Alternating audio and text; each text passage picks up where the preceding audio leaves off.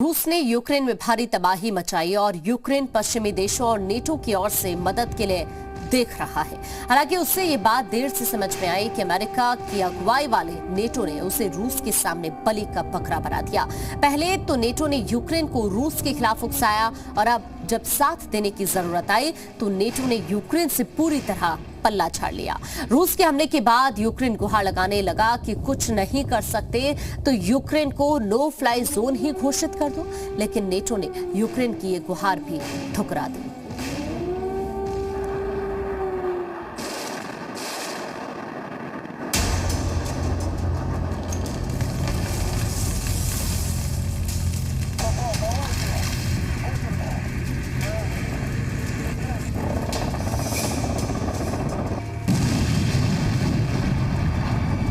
Ukraine पर रूस के अंतिम प्रहार की आहट अब सुनाई देने लगी है।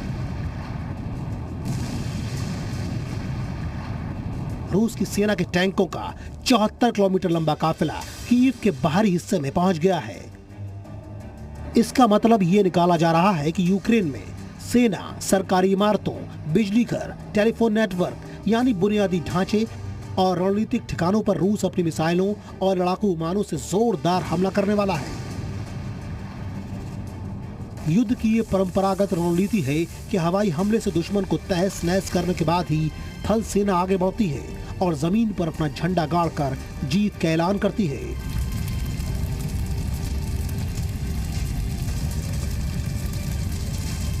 यूक्रेन अब तक रूस के छिटपुट हवाई हमलों का सामना कर रहा है, लेकिन वो अंदर से हिला हुआ है और जब रूस के फाइटर प्लेन आसमान से आग बरसाएंगे तब यूक्रेन का क्या होगा। इसी डर के मारे राष्ट्रपति वोलोदिमीर ज़ेलेंस्की अपील कर रहे थे कि नेटो यूक्रेन को नो फ्लाई जोन घोषित कर दे, लेकिन नेटो पर पुतिन का खौफ भारी पड़ा। उसने यूक्रेन को नो फ्लाई जोन घोषित करने से भी साफ मना कर दिया।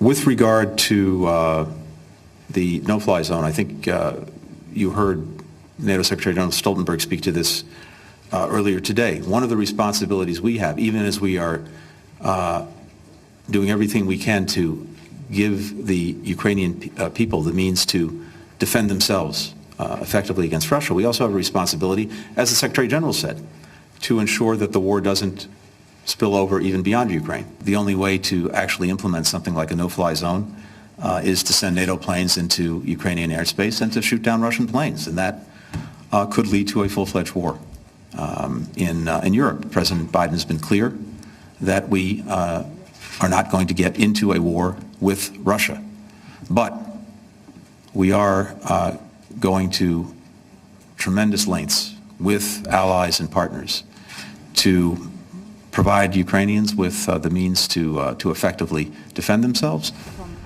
ब्रसेल्स में जिस वक्त नेटो के विदेश मंत्री यूक्रेन से पल्ला झाड़ने के बहाने ढूंढ रहे थे, तब नेटो के मुख्यालय के बाहर यूरोप के ही बहुत से आम लोग यूक्रेन का झंडा और हाथों में पोस्टर लिए नारे लगा रहे थे कि यूक्रेन को बचाने के लिए नो फ्लाई जोन घोषित कर दिया जाए। जन समर्थन देखकर भी नेटो का ज़मीर नहीं जागा। उसी के बाद यूक्रेन के राष्ट्रपति ज़ेलेंस्की को समझ में आया कि उन्होंने कायरो से दोस्ती के चक्कर में रूस को अपना दुश्मन बनाकर बड़ी भूल कर दी।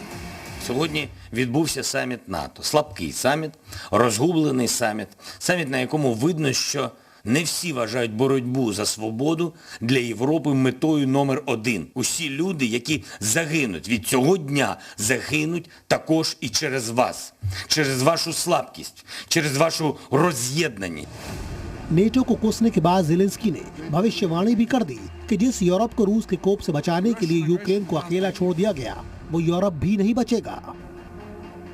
Сьогодні керівництво Альянсу дало зелене світло для подальшого бомбардування українських міст та сел, відмовившись зробити безпольотну зону. Ви могли закрити небо, але я не знаю, кого ви можете захистити і чи здатні захистити ви свої країни, країни Альянсу. यूक्रेन की मदद न करने का बहाना ये बनाया जा रहा है कि वो नेटो का सदस्य नहीं है।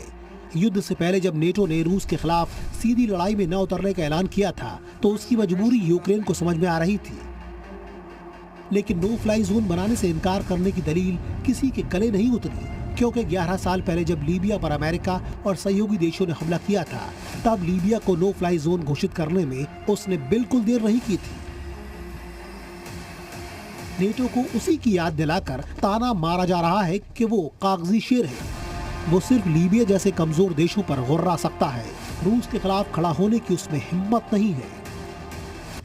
ज़ेलेंस्की को सच्चाई समझने में देर हो गई, जबकि नेटो की हिम्मत तो उसी दिन टूट गई थी जिस दिन पुतिन ने हुंकार भरी थी कि यूक्रेन में रूस के साथ टकराने के बारे में सोचने से पहले उसे रूस के परमाणु हथियारों को याद कर लेना चाहिए।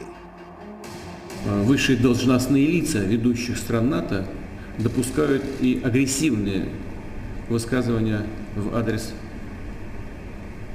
нашей страны. Поэтому